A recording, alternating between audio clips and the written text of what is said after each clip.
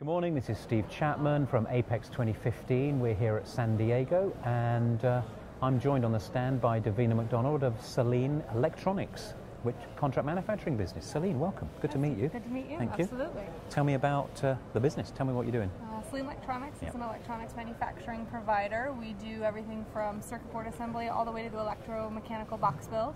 Our forte is more mid-volume, high-mix, right? The name of the game in contract manufacturing is flexibility. Yes. And so we do our best to stay as flexible as possible. We have 5 Juki high-speed SMT lines that all are compatible with each other and talk to each other, so we can make changes last minute. ISO 13485 certified, so medical is a big customer for us. Large share. AS 9100. Do you? Yes, yeah. Big aerospace stuff. Aerospace, military and defense. That takes some getting. It does. That's a toughie. It is. Well done. Yes, yeah, well you. done. That puts you in the top 10%, I would guess. Yeah, we actually got a best-in-class distinction for our aerospace audit last year. That is pretty good. Okay. Now, contract manufacturing or EMS providing is kind of a tough market because you never really know what's going to come around the corner at the time. So, you know, you legislate for that by having all the equipment you can possibly get hold of and being agile, I guess. But you mentioned before we started about a lean program, right? Yes. I want to know more about that. Okay. Tell me what you're doing. We just hired Jeff Riedel. He's our lean innovator, lean champion. Lean champion. Lean champion is his title. We like champions. Yes, that's good, and he has a great history in lean. He actually started out with Ford. He implemented one of their first lean programs, and he's been educated and trained by the Lean Toyota Kentucky Sensei program. Sensei. And, you know, obviously when you have your own product versus when you have other people's product, as we do with contract manufacturing, right? We don't build our own product, we're building everyone else's.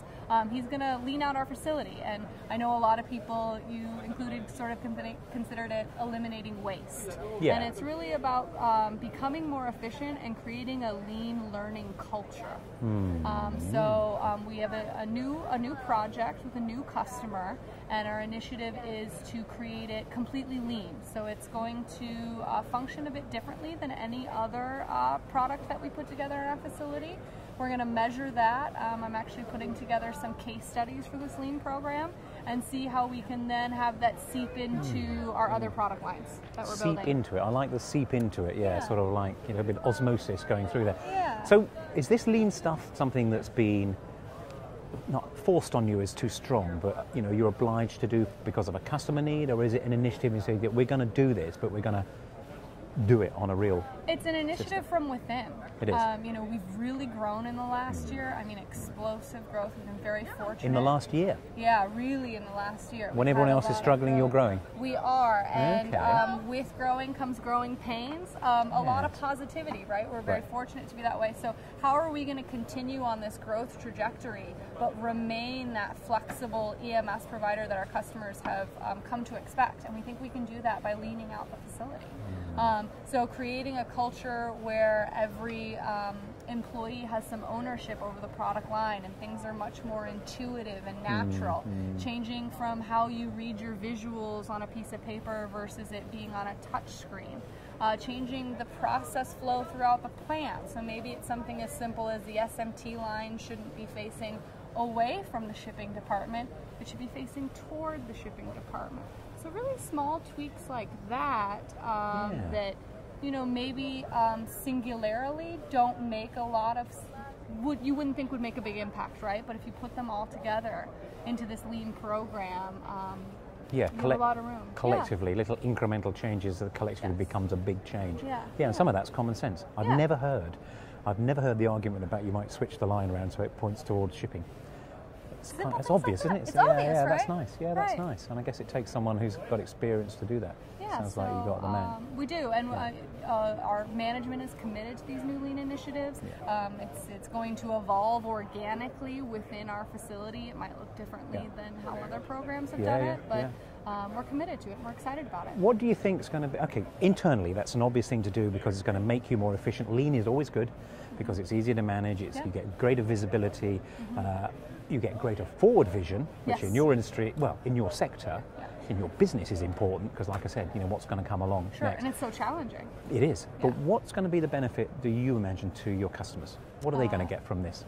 hopefully enhanced quality. I mean, a big thing about lean is about improving your quality and your on-time delivery. So you're really monitoring how that product flows through the plant, and you're looking at ways to make it more efficient. So say in a non-lean program, I can only get 500 units done a day, but I make these little tweaks here and there as we're running the program. Maybe in a couple months I'm up to 1,000 units a day or 2,000 units a day.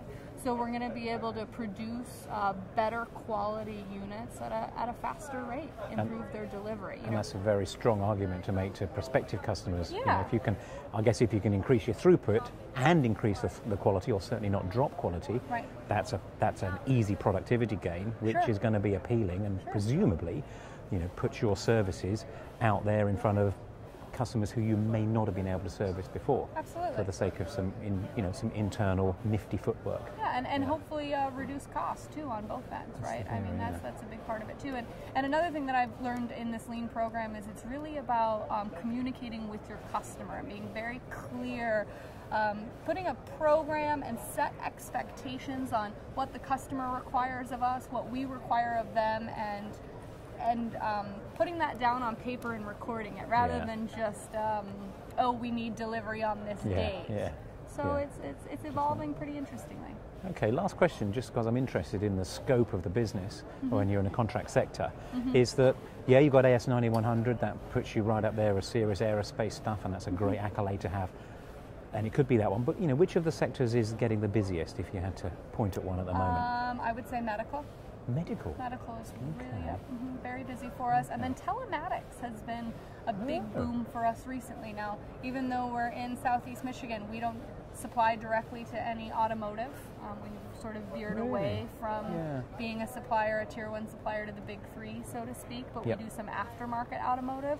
But now as cars are getting smarter with Wi-Fi and 3G and 4G and all that, telematics has become pretty large for our industry. And actually one of our largest customers is a telematics provider. Interesting. That's this is the first time that telematics has been mentioned in an interview, so that's a sector that I hadn't really imagined, but I get it. I can see that's going to be big. Yeah, it has. Hey, it's pretty good to meet you. Thank you very much. Absolutely. Thanks for coming along. And I trust the show is successful for you. I hope so. Thanks, Davina.